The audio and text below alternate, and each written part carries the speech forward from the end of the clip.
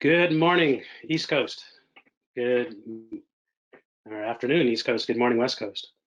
Thank you very much for your time today joining Reshape Life Sciences Dispelling Lap Band Myths webinar. This is actually the fourth in the series of these events. First was a very small, intimate group at Obesity Weekend last June in Chicago. Had a much larger event in August in Madrid at IFSO with numerous international notable surgeons, Paul O'Brien, John Dixon, Franco, quite a crowd of long-term lap band advocates and users.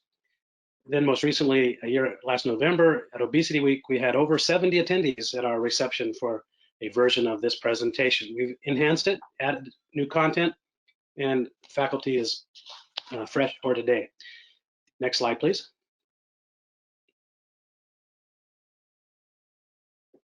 I'd like you to be aware that you are in listen-only mode. You're muted.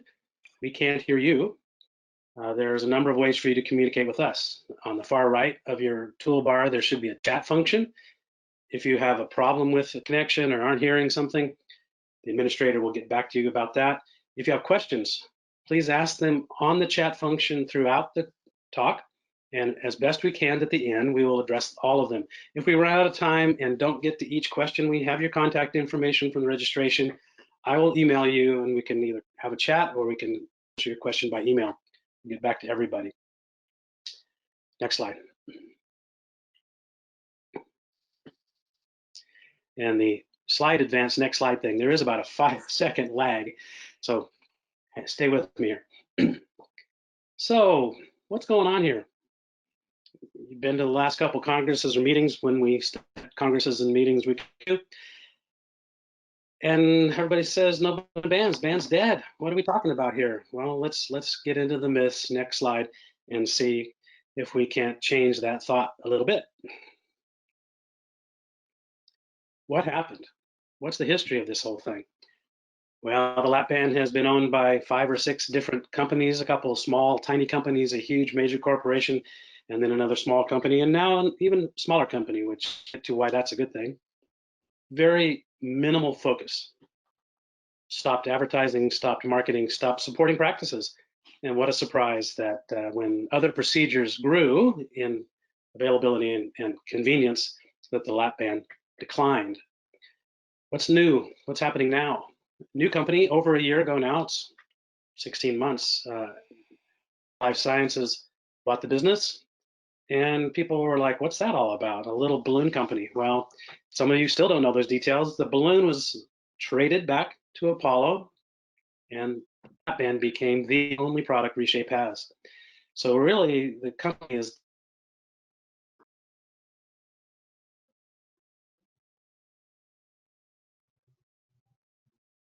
bariatric company, not just the lap band company, to support the lap band and all procedures in your practice, which we'll have good news coming soon about how we intend to move there.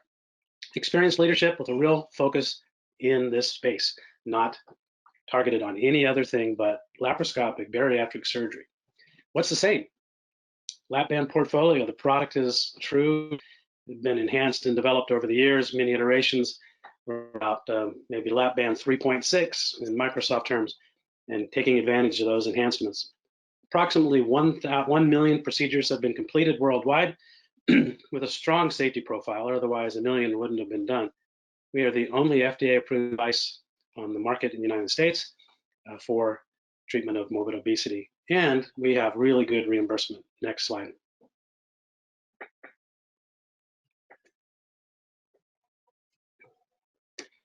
What's the plan?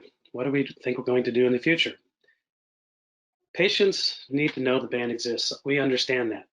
They've been told a number of ways that it's not being done anymore, and that's what we're going to address today in these myths. It's not available.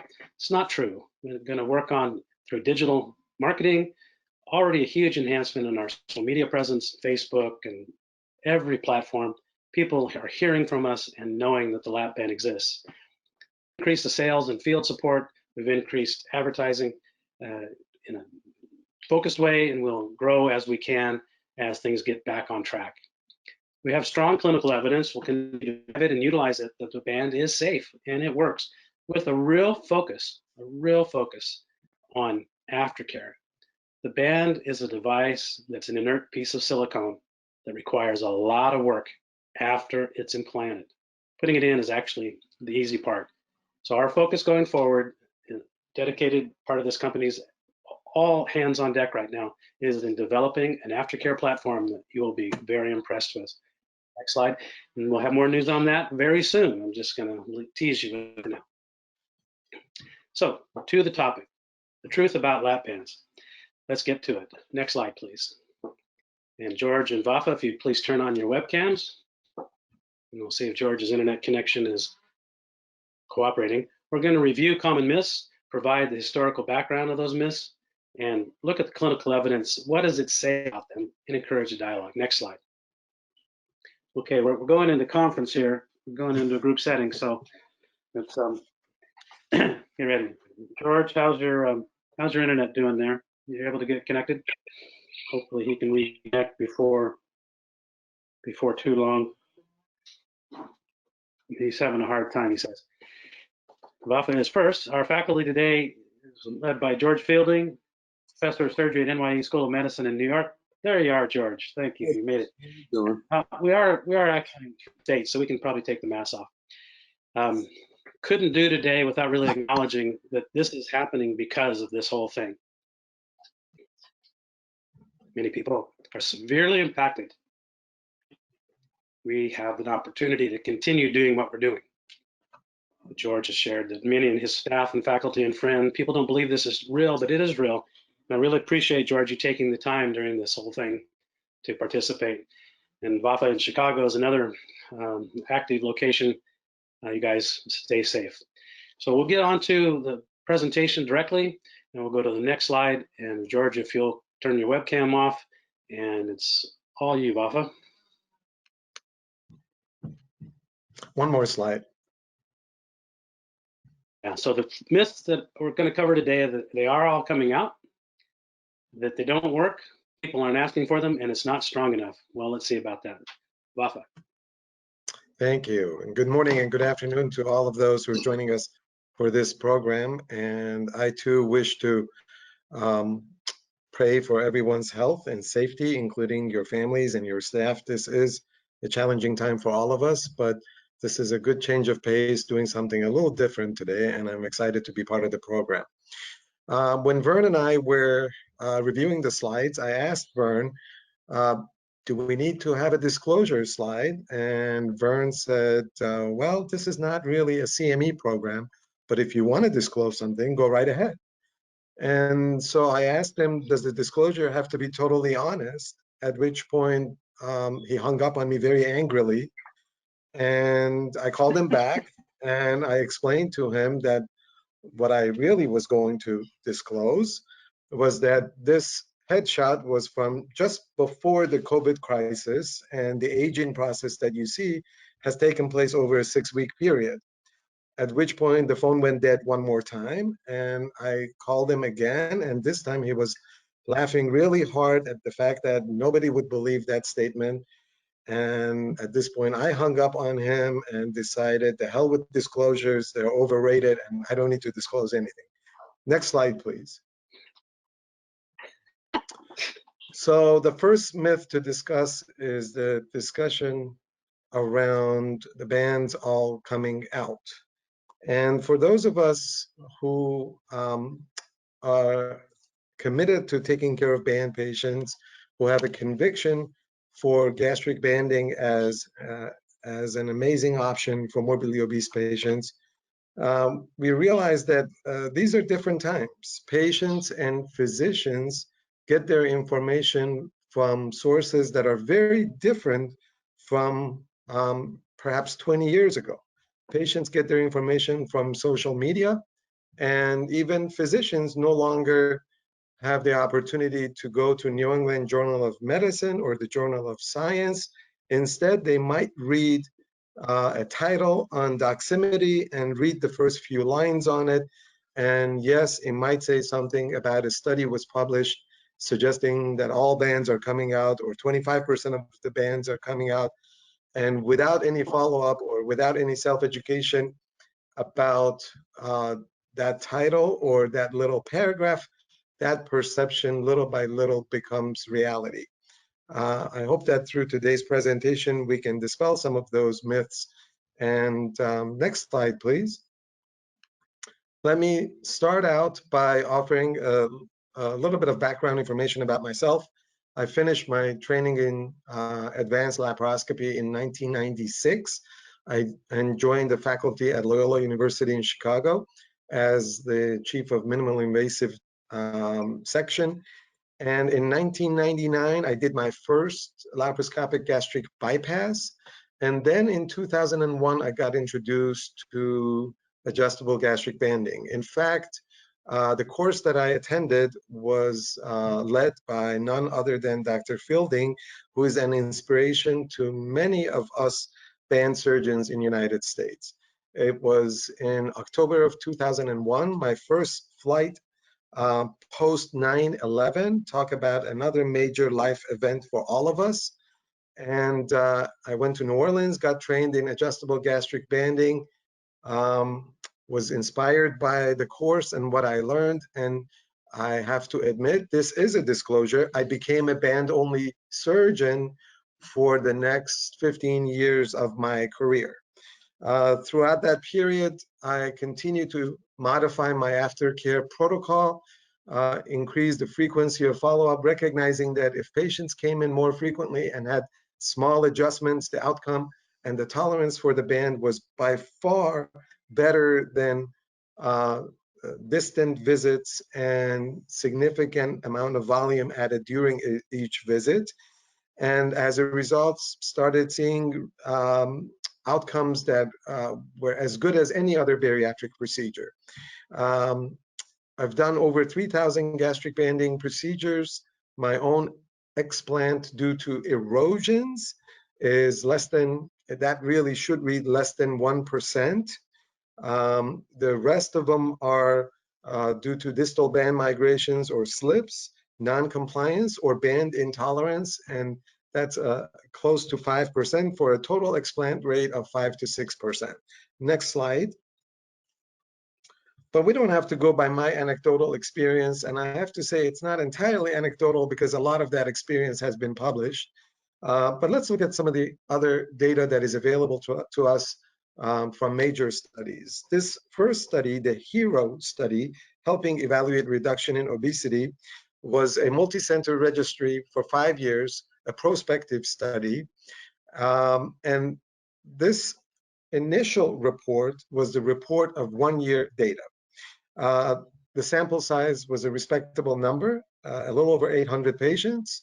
You'll see that there was close to 40% excess weight loss at 1 year and close to 17% total body weight loss, both numbers very respectable for any bariatric procedure. The BMI at 1 year dropped from average of 45 to an average of 37.7. And the complications range from port issues, 1.8%, pouch dilatation, 1.1%, slips or distal band migration, 0.6%. And look at the last two numbers, erosion and incidence of erosion of 0.5% and explantation of 1.6%. These are amazing results for a multi-center trial. Next slide, please. And this slide shows the 5-year data from the same study. The follow-up has dropped to 671 patients. All of them had their operations between June of 2009 and March of 2011. And if you see, the report came out in obesity surgery in 2018. There were 17 sites across the United States and Canada that participated, and you can see the results. Sustained percent total body weight loss of 18%. Again, this is not percent excess weight loss, but total body weight loss, so very reasonable numbers, and an explant rate increasing to 8.74%. So you might have come across some reports from various places that report the explant rates upwards of 20 to 30%. The reality is when patients receive appropriate aftercare, those numbers are much, much lower, and we'll talk about the difference between various practices and the way they provide aftercare for patients. Next slide, please. And here's another 5-year study. This is a low BMI post-approval study for patients, small sample size, 149 patients with a BMI of between 30 and 40 out of 7 locations in United States. Look at the percent excess weight loss at 5 years. That's very impressive, close to 63% excess weight loss. And again, very consistent with the previous studies, close to 18% total body weight loss. There were no deaths or unanticipated adverse device events. The explant incidence at 1 year was 2.7%, and that increased to 5.4% in 54 months, just shy of 5 years. And the conclusions are that the procedure is very safe and effective for patients in the low BMI range of 30 to 40. Many of us would aggressively suggest that the operation is probably even more effective in that patient population. Those are the patients, precisely the patients who do very well with gastric banding, with improvement in comorbidities and quality of life, with a low explant rate of, again, around 5.4% over a 5-year period. Next slide, please. So one might want to ask, has the explant rate changed over time? And the answer is a resounding yes. And there are reasons for that. Perhaps first and foremost, the most important reason for a drop in the explant rate is that we have gotten better in providing aftercare.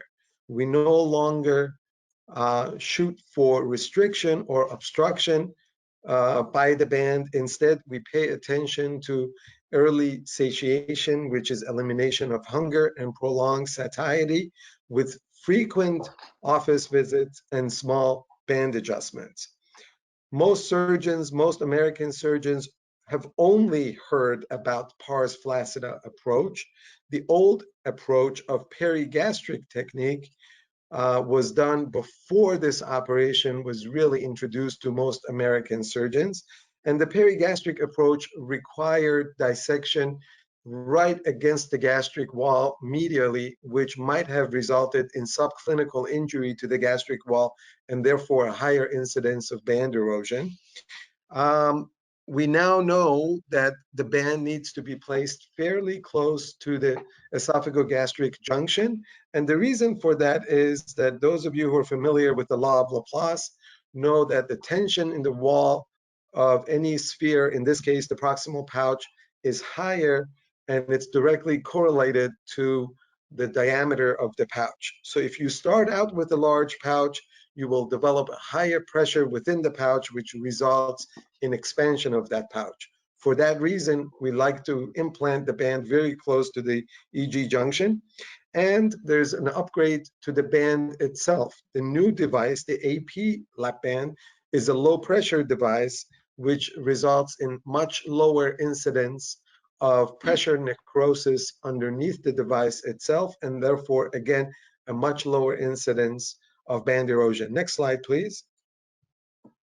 And this is the final slide for this series of slides. And this is a 20-year follow-up study out of Australia by Dr. Paul O'Brien. And again, the numbers are impressive. If you look, during the total period, there were more than 3,500 bands implanted. And the big message from this slide is that we can look at the data either collectively, which is the far left column in the table, or we can break it into two different eras. Between 1994 and 2005, the bands were being implanted using the perigastric technique. It was the old generation, which was a higher pressure band, and our technique of aftercare had not evolved to where we are today. And then the next era, which is the far right column within the box, were patients who had their implantations done from 2006 through 2017. If you compare those two far right columns, you'll see that there were about 1,600 patients in the first era, just close to 1,900 patients in the next era, and look at the difference between the outcomes. Pouch enlargement up to 51% in the old group of patients, dropping to 11% in the newer group of patients. Erosions dropping from 6.1% to 0.69%. And explantation and conversion to other procedures dropping from 12% to 5.5%. And finally, port and tubing issues dropping from 35% to 8.5%. So we've come a long way during the 20 or 19 years that the band has been available in the United States, and 27-year international experience. And I will tell you from personal experience, band explantation typically happens in patients who are abandoned and who don't have access to good aftercare. And that typically, unfortunately, happens to patients who had their operations done by surgeons who were excited about the operation itself, but they weren't too comfortable with the aftercare, and therefore, little by little, patients became frustrated and decided that they're not going back for their office visits, and that's when the outcomes started suffering. Now, those patients often eventually seek out additional practices for their care. If those patients end up in a practice that has a large volume of gastric banding, there's a good chance they can be rescued and they can continue using their bands and having good results with it. If, on the other hand, those patients end up in practices that do very little gastric banding, those practices are unfortunately motivated by simply increasing the volume of operations, and there is a good chance that a patient who is coming in complaining of nocturnal regurgitation or cough will simply have their band removed and be converted to a different procedure. With that, I'm going to end my segment and invite Dr. Fielding to continue. Thank you very much, Vafa. Really appreciate that presentation. And George, I feel, yay, webcam is working. And go ahead and go to the next slide, Sandy. Thank you. Good morning, good afternoon, wherever you are. It's a real pleasure for me to join this today. I've known both these men for a very long time. I took part in the first workshop done in Australia, which was led by Paul O'Brien. The other thing is that I've had a band myself now for over 20 years. I was the classic big guy who, thought he was okay and then very quickly became not okay. I ended up on 11 different medicines, and I felt profoundly certain that I was going to die young. And so I had Paul O'Brien, who was a good friend of mine, put the band in, and I still got it. And I think from a health and energy and fitness point of view, it's absolutely the best thing I've ever done. I'm now about 210, I guess, so it's 120 pounds or so. And I've got the old band, and it really, it's been used the way Vafa in his excellent introduction said. It's been gradually tightened, not over tightened, and it just makes me less hungry. And this is something I've been touting really since I came to the States in the early 2000s. It's something that we stress in our practice to our patients, that we're not here to obstruct you, we're here to make you less hungry. And then when you eat, you get full, and it works. I've been doing all the different bariatric operations. I started out doing bypasses and then duodenal switches. And then when I started doing this, it became very busy. And I've done about 6,000 of them. And I still believe in it very strongly, both from my own personal experience and also from the many people I've looked after. My daughter in Australia recently had a band, and that's 25 years since we started doing them in Australia, and she had it done within the last 12 months. So we know this thing works. It's a matter of, as Vafa said, of looking after it. Put the next slide, please. So this I think is the biggest myth, that it just doesn't work long term, and it's not as good as a bypass or a sleeve. We know they're good operations, bypasses and sleeves, and we do them. But I think there's a group of people, a subset of the population that just still to this day does not want their organs cut. And they're the population that have always come for the ban, and it's still there. So we have to show them that it does work and that it's durable. Next slide, please.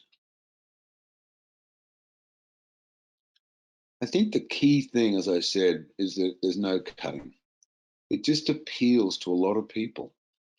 And obviously that it's adjustable. And if at the end of the day, the patients don't like it or it's not working for them, you take it out. You either take it out and see how things go, depending on their weight, or you take it out and do a conversion procedure at the same time.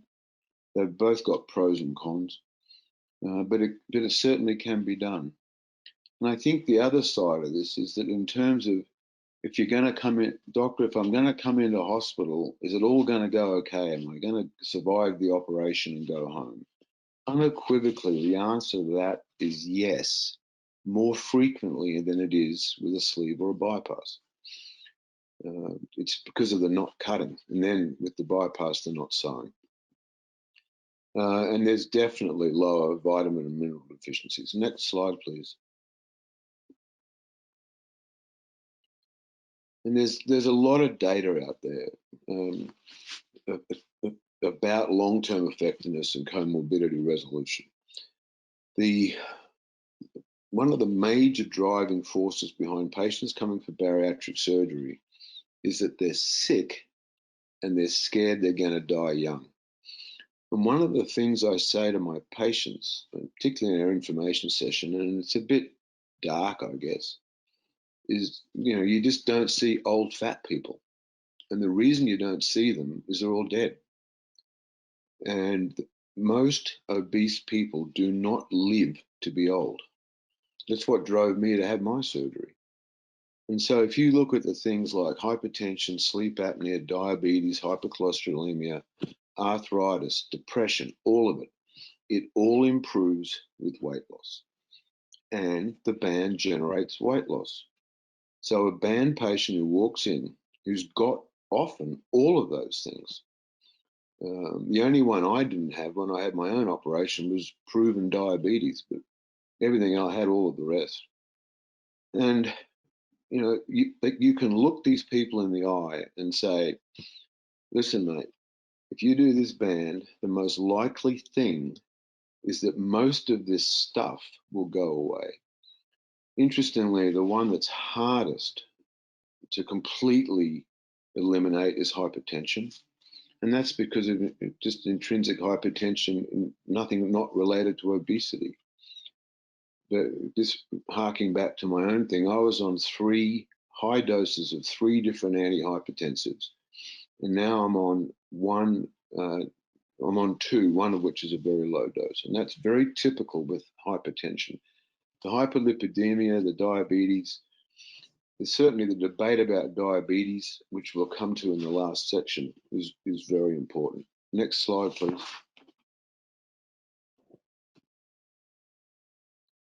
So one of the key elements of a patient's decision to have bariatric surgery, often against the wishes of their family, often against their friends telling them they don't need it.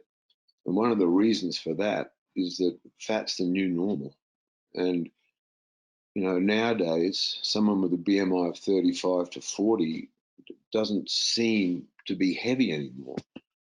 So there's a lot of resistance to patients having these surgeries, particularly from their family and friends. So when they come in, you want to be able to really help them understand that if you do this operation, the most likely thing is if we both do out each side of the fight here, which is they turn up and we listen to them and adjust them, that if you lose weight, they'll keep it off. The sleeve has swept the world exactly like the band did in the early 2000s. the big issue with the sleeve, and our group at NYU, we do sleeves every day in the OR. We still do bands every day in the OR. The issue with the sleeve is that at least a third of them are going to regain all their weight, and at least another third are going to have almost intolerable reflux.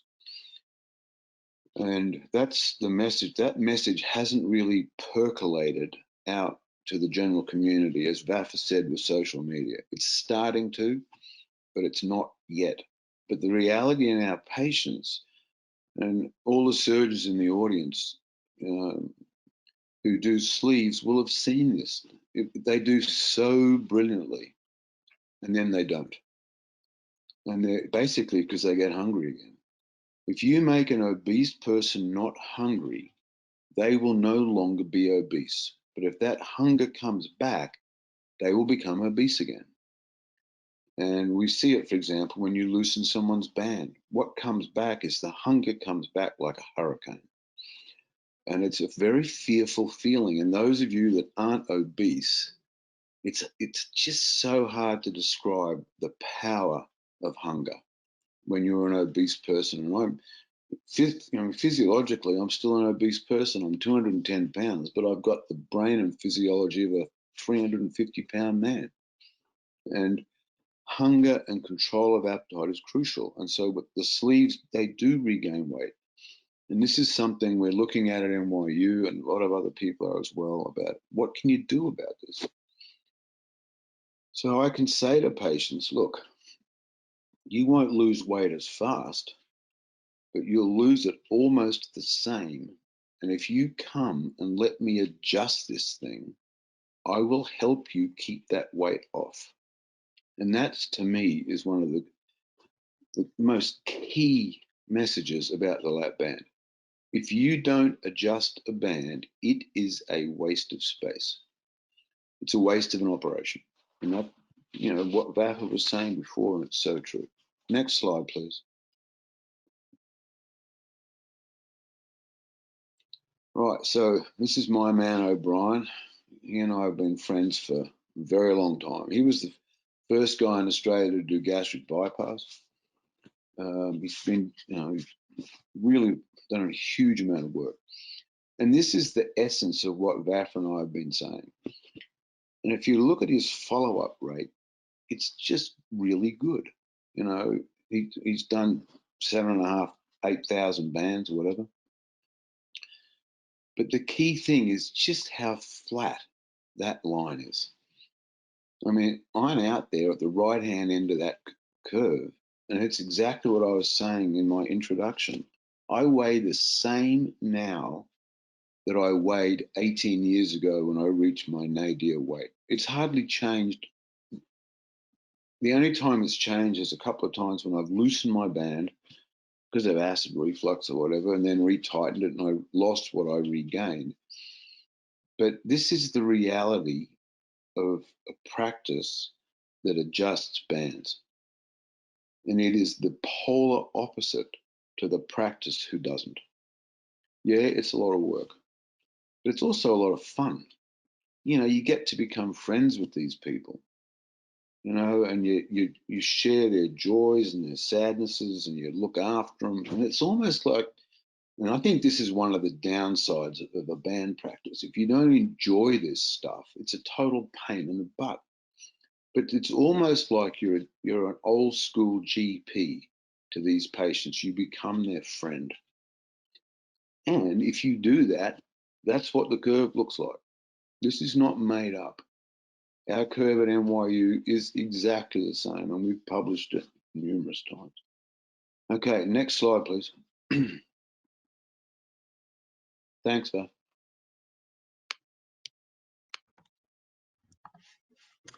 George, Thanks, thank you George. very much. Really, really nicely done. And Vafa, take it away with myth number 3.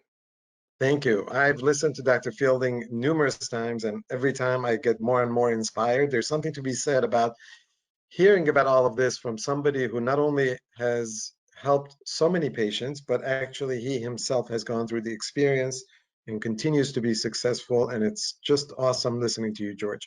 Patients don't want the band. That's what we hear all the time.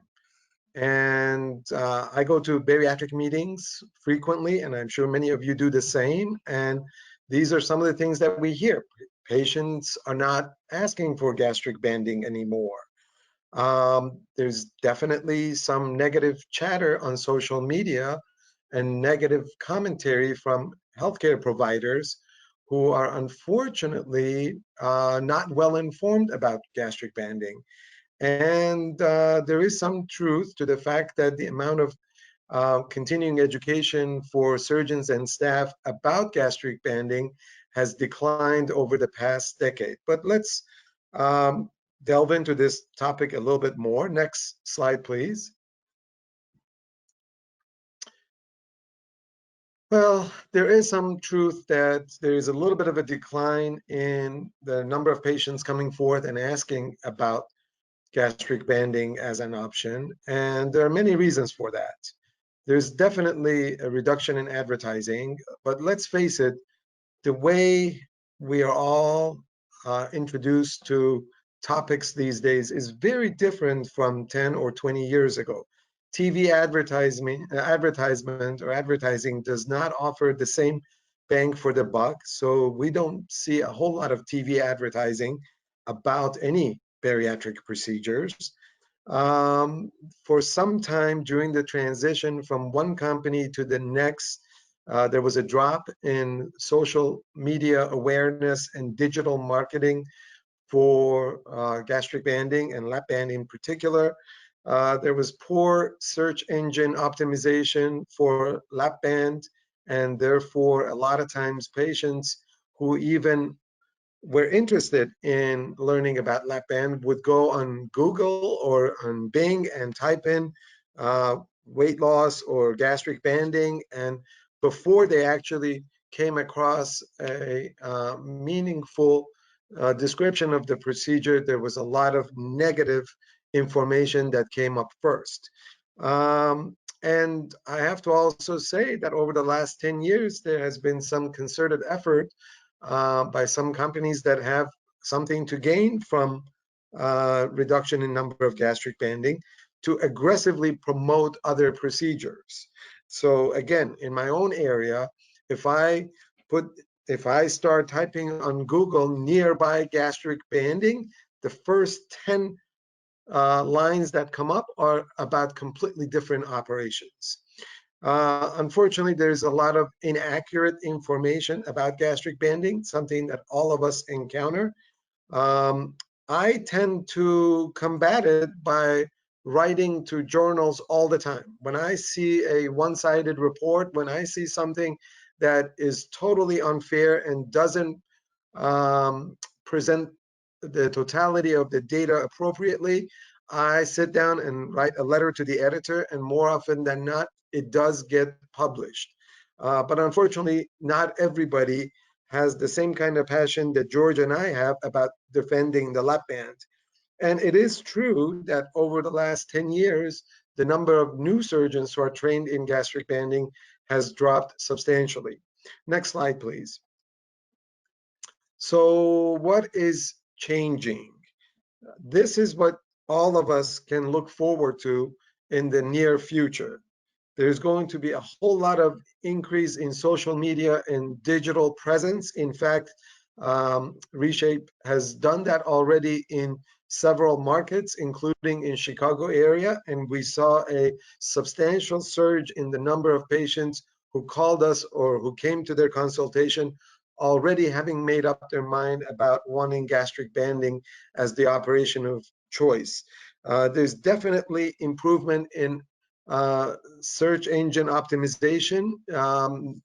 I have to say, in the recent past, I have noticed positive chatter on the internet about gastric banding, which is a nice change.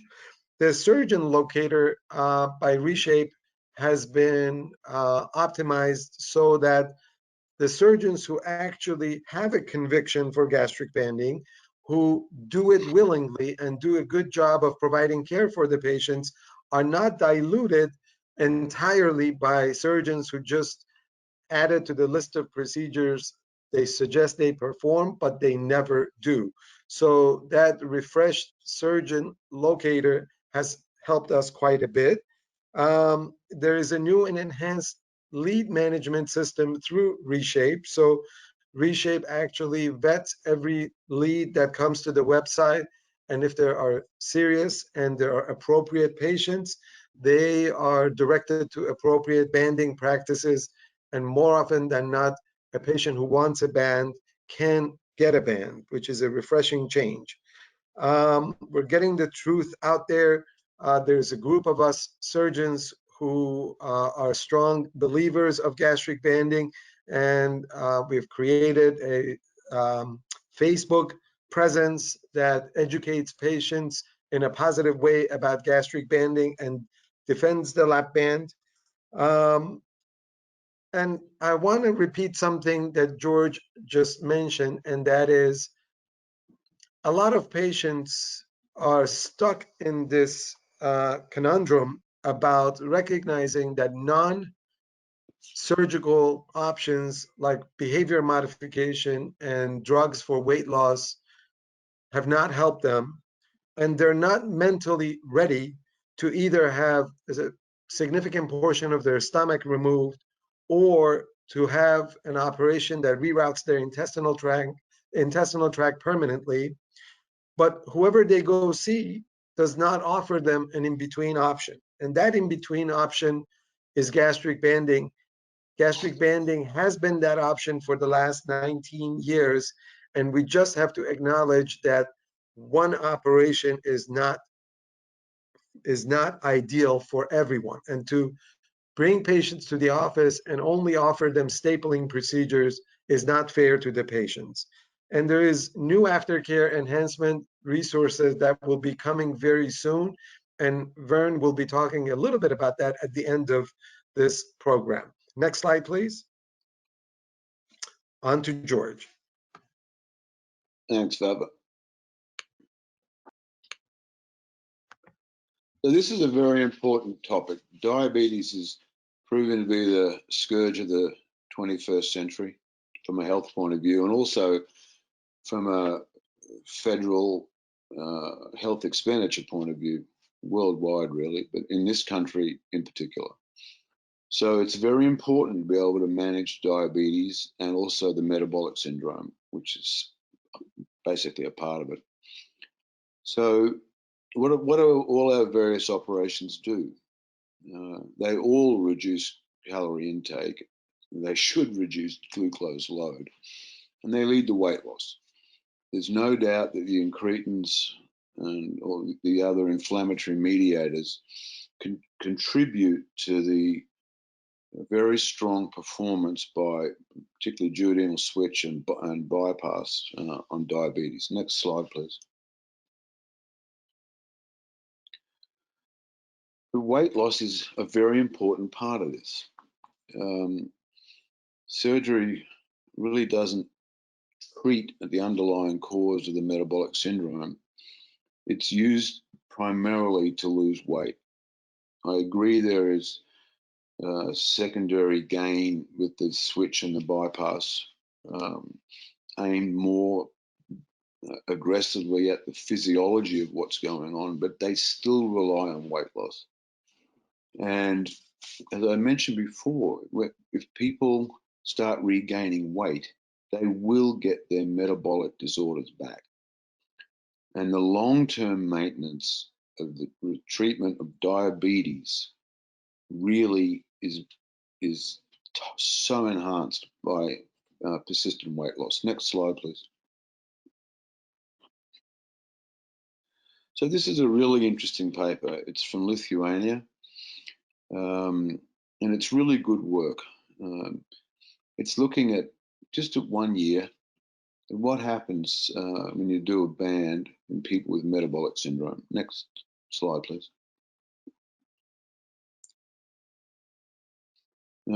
These surgeons in Lithuania started doing bands. They saw the benefit of it, and they just looked at their own work after a year. Next slide. Metabolic syndrome is a pretty complicated thing. And this is, thanks Bern very much, a very complicated slide. But the essence of it is that it's all sort of the same. It's you're overweight or obese, you've got hypoglycemia, you've got dyslipidemia, you've got hypertension, and various other bits and pieces have you modified. But at the end of the day, it's about being obese, particularly with diabetes, hypoglycemia, and hypertension. Next slide, please. And at the end of the day, these are the things that kill our patients. It's that combination. It's just a lethal combination. And so these chaps in Lithuania, they had 103 patients, and 77 out of 103 had the metabolic syndrome, which is pretty high, but it's something we see more and more. And the really good thing was that just at 1 year with the band, with the exception of hypertension, as I mentioned before, everything got better in the high 40%. And that's just at 1 year. And it must have been very encouraging to these surgeons to see this, that they are actually really helping people. Next slide, please. This is one of my favorite publications of all time. I was giving a lecture once in Tokyo, and the great Dr. Scopanaro, who really, truly was great.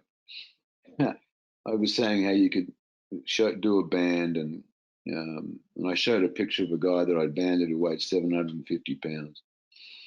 And he lost 400 pounds with a band. But Scoppy went insane, and like insane. I loved him. But then this came out. It was like, what? How can this be? But you know what? It's all about maintenance of weight loss. BPD is a really great weight loss operation. I've done tons of them, and DSs. There's no question it works, but there's also no question that they can get very profound complications with malnutrition. And these complications after a BPD and a DS, they can be very difficult to treat. So when they did this study, Scoppy must have just you can't explain, if you knew this guy, how much this would have freaked him out. But good on him for publishing it. And because it just showed at 5 years, it's pretty much the same. Because both these operations led to maintained weight loss. And I often think of him when I sort of think, are we really doing the right thing treating diabetics with a lap band? And then I think, well, Scoppy did it and he published it. And so Chris Wren and I at NYU looked at our diabetics, and it's the same result. 50% of them come off insulin and oral tablets with a lap band. Other guys have shown the same thing. And it's a fact of life that if you take a fat diabetic and help them lose weight and keep the weight off, in a large number of people, long term, their diabetes will resolve. Next slide, please. And then it's this whole long term thing. I showed Paul O'Brien's paper before, and it's just this constant, oh yeah, but the band's not as strong as the duodenal switch or the bypass. And it's not. No one's saying it is. But you know what? It's pretty close. And what we do know is it's a hell of a lot safer. Even with the irritating incidence of slips and the rare incidence of erosions and when the port flips, it's all a pain in the neck, all that stuff. It's not dangerous though. It's irritating and it's fixable. So if you can get close to a bypass and a sleeve with the long-term maintained weight loss, you're winning because it's safer. And if you ask people, what's the most important thing, about this surgery? And It'll range from, well, I just want to make sure I wake up, or I just want to make sure it's not going to kill me. And you know what? The chances of being killed by your lap band surgery are remote, but the chances of getting a good outcome are good. And so, on balance, I still think it's a winner. And Jack Hempins, who I've known almost as long as I've known Paul O'Brien and Vaffer and Byrne and everybody, he's been dealing with this conundrum his whole career too, as have I. I love doing all these operations, and I do all these operations. And what I've learned is they all work and they can all fail. And when they fail, you do the next one, because this is a chronic disease that ain't going anywhere. So you've got to keep treating it. And so it's that if you can give them a sustained weight loss, key word, sustained, it's going to work, and it's going to work long term. And the only way you will get sustained weight loss with a band is to see the people, get to know them, and adjust their bands. Next slide, please. So, where do we fit in all of this? Well, we fit at the right-hand end, obviously. People, ever since it became unfashionable to be obese, and the diet world started up, and then the exercise programs, and then the medicine. People have been trying all this stuff forever. I lost 60 to 80 pounds 5 times before I had my band. And the only thing that prompted me to get my band was that I went into atrial fibrillation, went into my own ER, and went into VTAC. And the guy there said, "Don't you die." I said, "Well, don't you let me." And then I went out and had a band 2 weeks later. We all try. The patients all try. It's just that it doesn't work long term. And so that's where surgery fits in. And it's a huge decision. The percentage of Americans deciding to go ahead with bariatric surgery just isn't that much different to what it was 10 years ago. It hasn't gone up and up and up, even while this country is getting bigger and bigger and bigger. It just hasn't. It just hasn't matched the increase in disease in this country. And that's really our job as surgeons and nurses and PAs and dietitians, that's company reps, is to help people understand that this is a valid option. It's not a cop-out. It's a valid option that works in the main. Next slide, please. So here's another old mate of mine, Jean-Marc Chevalier. And Jean-Marc and I and others, we've really been saying this over and over and over. It's all about adjusting the band.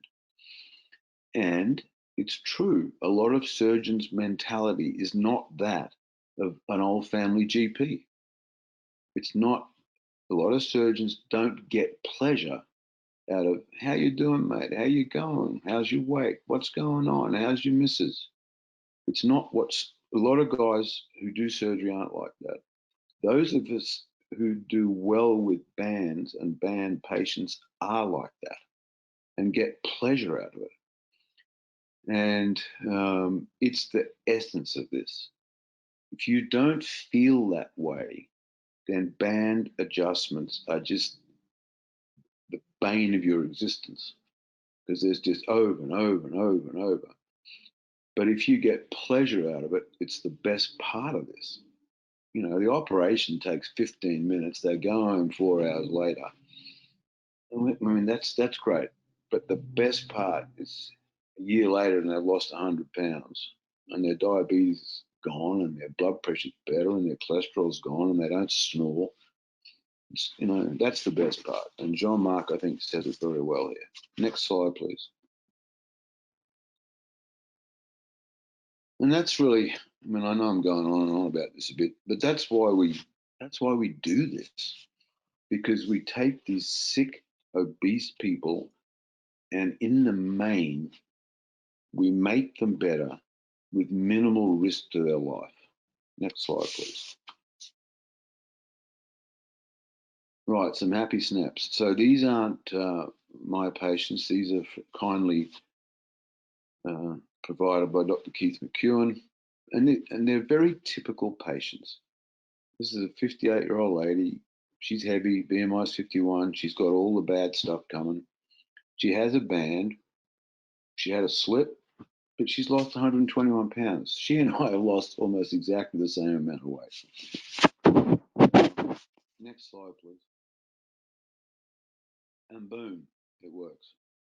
This is the part that the non-believers just don't believe. And this is the part that Chris Rand and I, and Brad Schwack and Jaime and Vafa, we see every day in our office. This is why I love doing this stuff. Next slide. And here's another really typical patient. He's 67. You know, if you're walking down Main Street or you go to a shopping mall, this guy doesn't even look abnormal anymore. But his BMI is 48. And he has got everything. Diabetes, cholesterol, coronary artery disease, pulmonary fibrosis, sleep apnea, pulmonary hypertension, blah, blah, blah. And the scary thing is that's what everyone in the shopping malls and on high streets got. So here he is. And he just looks like the sort of guy I would love. Go hunting and fishing and have a good time, have a few beers, watch the Giants. You know, he's just a typical guy. And then, boom, he has the band and he's off his home oxygen and his insulin. Next slide, please. And now he can really chase the ducks. Because look at this. I mean, it's just so fabulous. It's so fabulous and it's so typical. And this is what people don't believe. But this is what happens with a well-adjusted band. Next slide, please. I think this is the last one of the patients. This is even more typical. Her BMI is 42. You know, she's still in her 30s. She's not that sick, but her BMI is 42. And you know what? This woman's had a band for 13 years. She's lost over 100 pounds, and it's not made up. That's why I love it. Next slide, final one of these. And you just feel like going, boom, why doesn't everyone do this? And that's the message, that why don't more people do bariatric surgery? And I think, for what it's worth, that it's because the vast majority of either the patients or their families are scared because they've heard so many weird, horrible stories of someone over the back fence who had a bypass. And we really got this message out in the early 2000s in this country. And we need to get it out again, because I promise you, those of you that haven't done it, if anyone who hasn't done or seen these bands, these three patients are not atypical. They're really not. Next slide, please.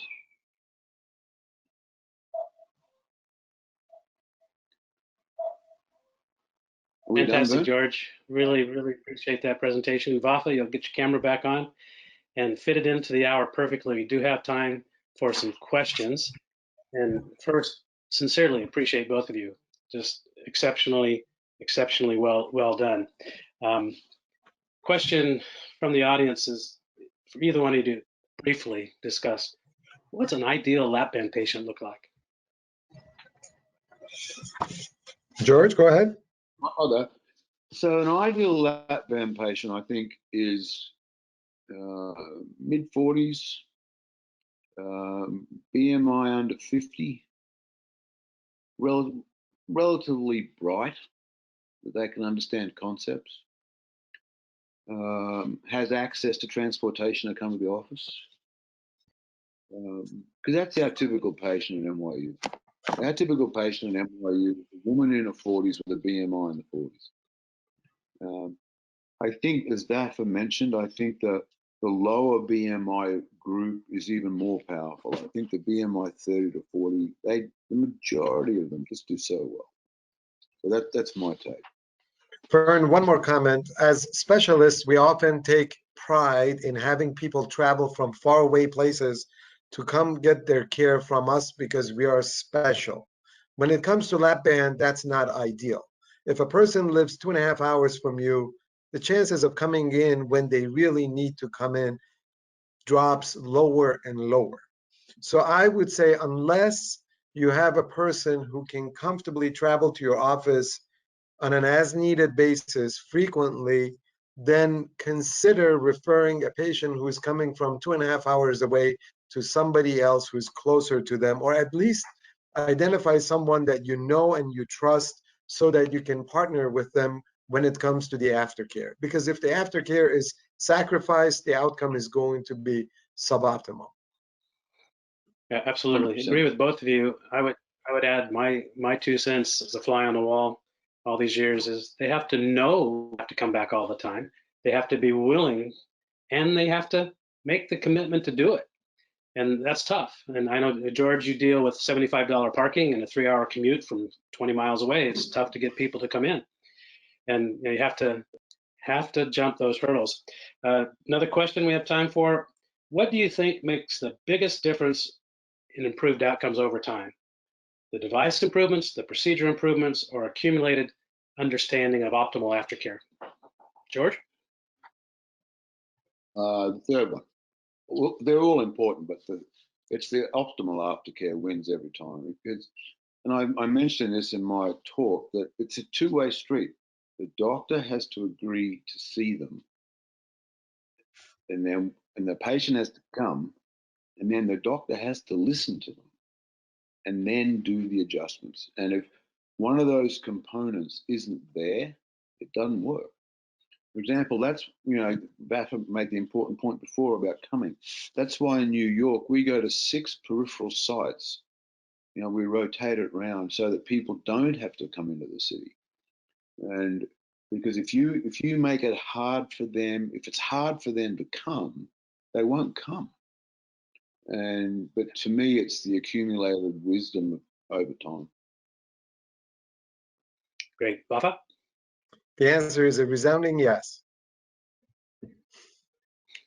And I'll Meaning just all say that three. you are All both, three. yes, you are both the evidence to this. George, you've been in bands since the cows first left the barn, and Vafa since 2001. And we didn't know then what we know now, but you took care of your patients. You did more than the minimum. Back in the day, it was for the aftercare for the U.S. protocol for the clinical trial, and around the world, it was 4 visits in the first year. You can replicate mediocre results with 4 visits. You saw them more than that, and you provide them your care. Last question, we're really out of time. Speak about insurance coverage and band patients. Is insurance working? Do you get coverage? Well, certainly in New York we do. They'll cover bands. They've got to go through all the normal BS with these 6 separate monthly visits beforehand. But if they meet the requirements of the BMI, they'll cover them, and they'll certainly cover band adjustments, and they will cover band revisional surgery. And I would say I have yet to come across an insurance company that covered a different procedure but not gastric banding in Chicago metropolitan area. So if the patient has bariatric coverage, they have coverage for lap band surgery. And the only other comment I'll make about aftercare, we actually do very well with payments for aftercare for band adjustments. But I think it's important to be cognizant of the fact that if a patient saw you last week and the adjustment that they received did nothing for them, and they come back again this week, it probably doesn't look very good in the eyes of the insurance company if each one of those visits translates into a full claim for a band adjustment. So within our system, in my practice, we use judgment as to, from time to time, patients come in for another adjustment, or they come in because they had an adjustment last week and today they need to be a little bit loosened, and we do not generate another claim for that visit, because at the end, you don't want to make the aftercare appear more expensive than other procedures. I don't know if George agrees with that or not. 100%. We have a policy at the bare minimum of no charge for a second adjustment within a week. We don't even bill them, let alone send it to insurance. And then I agree, you know, it's a judgment call, but the most common thing is you adjust them and they're too tight, and then they have to come back in that scenario, and we never bill that. Back to the clinical trial days where the visits were 3 months apart, and if you came back more often than that, it was an unanticipated visit. If you were too tight, you were in trouble because they wouldn't see it. Things have changed. Gentlemen, it's been a really exceptional event. I really appreciate you both. I'd like to call out something that, George, you shared during your introduction that I didn't know. You hadn't told me about your daughter having her band. Yeah. Good stuff. So, Man. yeah. So we will be doing more. Sorry, George, I stepped on you. Say again. No. It's great, and she's doing great. Yeah. Fantastic. She knows somebody who's good at taking care of her. We will be doing more of these webinars. Look for an invitation in the very near future. Could be next week, probably following week.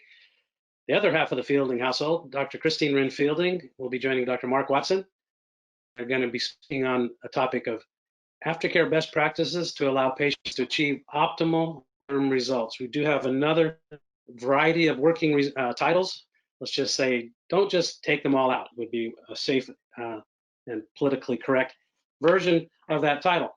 So I want to thank you all very much. There will be a survey, as event closes, a survey will launch. We would appreciate your feedback so we can improve and enhance what we're doing. So I'll just say thank you very much for your time today. Be well out there. Thank you. It's been a Okay, pleasure. well. Bye-bye. Great to see you, Beth.